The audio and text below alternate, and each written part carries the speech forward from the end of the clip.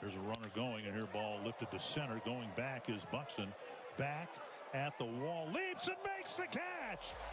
So yeah, that happened about 5 minutes ago, right before I started recording. Byron Buxton, let me just say this out loud. If he plays 150 plus games, he is going to be in competition with Mike Trout, Shohei Ohtani, Vladimir Guerrero Jr., any other player in the American League that you can think of who is going to be in the MVP race. Byron Buxton is that talented. I remember for a long time, everyone was calling him a bust. So it gives me hope for guys like Gavin Lux that even though they haven't started their career off with a bang, they still have time to develop, and Byron Buxton hopefully again can stay healthy in 2022. But what's going on, everyone? It's Fuzzy. Welcome back to yet another MLB recap. If this is your first time on the channel, we do this every single day, so don't be afraid to hit that subscribe button. And also, if you're going to any baseball games anytime soon, use code Fuzzy on SeatGeek to save yourself 20 bucks off your entire order. So we have a few things to talk about. Matt Chapman, he is going to be with the Blue Jays for a few more seasons. Carlos Correa is officially in Minnesota camp, and also Freddie Freeman,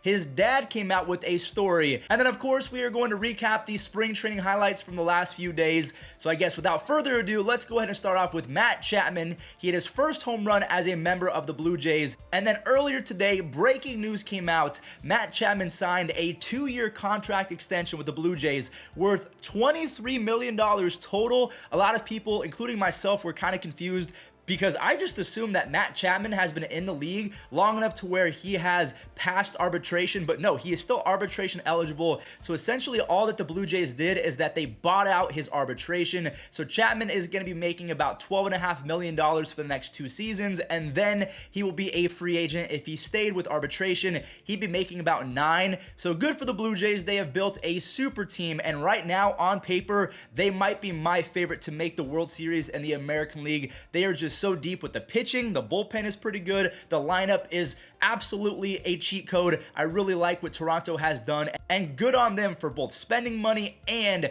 trading for the correct pieces. Also, Nate Pearson looked filthy in his recent outing in spring training, so if he can break out, the Blue Jays are about to be a whole lot more scary. Carlos Correa is officially in Twins camp. He signed the deal earlier this morning, so the deal is official, and he's already giving fielding advice to the former #1 overall pick Royce Lewis, who missed all of 2021, I believe with an ACL injury. So if Royce Lewis can learn from Carlos Correa, the Twins organization are not only going to put fans in the seats because they spent money on Carlos Correa, they have Carlos Correa at shortstop, so talent-wise, they're already going to be better. But if he can shed some light and some wisdom on the younger guys, I mean, that is a win all the way around. So again, I'm going to tip my cap and a quick little golf clap for the Minnesota Twins, because that's a pretty cool signing if you ask me.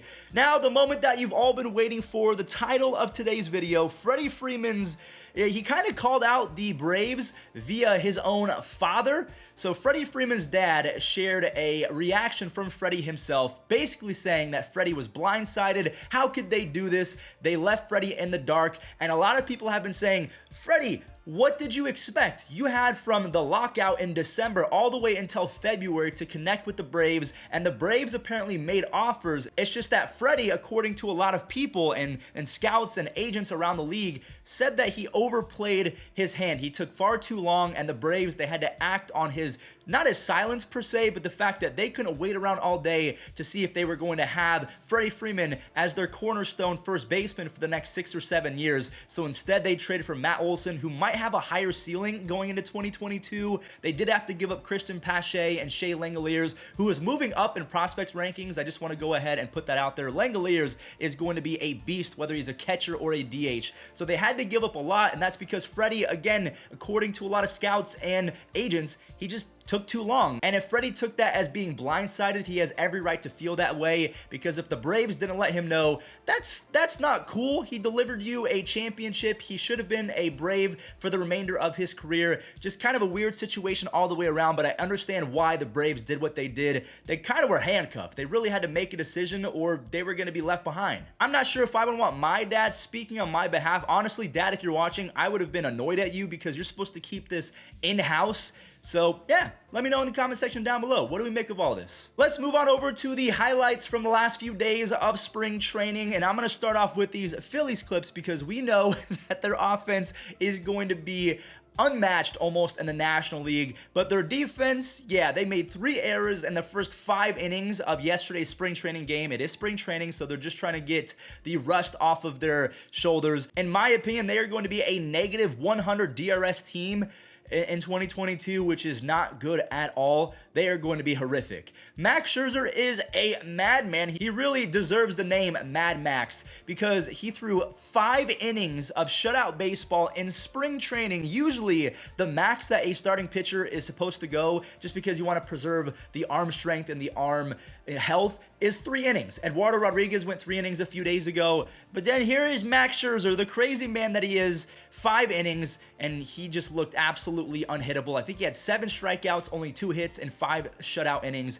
Now we're going to stay with a few pitchers, and we're going to move to the American League. Shohei Ohtani was on top of his game yesterday. His fastball was up to 97, 98, just warming up. He was sensational, so I can't wait to see what he does as hopefully a repeat MVP candidate if he can keep it up for a second year in a row. Honestly, if Ohtani can do this for the next 5 years, he doesn't need 1,500 base hits. He doesn't need 300 wins to make the Hall of Fame. If he can do this for a half decade, he is going to shatter the mold of what makes a Hall of Famer, because there's no way you can hold him out. He is one of the most talented, if not the most talented human to ever play baseball. Also, I want to shout out Reed Detmers. He wasn't very good in his rookie debut last year, but he looked great in his spring training start, so hopefully he can bounce back and be the #1 overall pick from the Angels a few years ago. Jackie Bradley Jr., if you forgot, he is back with the Boston Red Sox, and for whatever reason in the year 2022, people are still running on Jackie Bradley Jr. I would recommend not doing that. Just some friendly advice from your friendly neighborhood fuzzy. CJ Abrams, he is looking to put on a show, as Fernando Tatis Jr. is going to be out for the next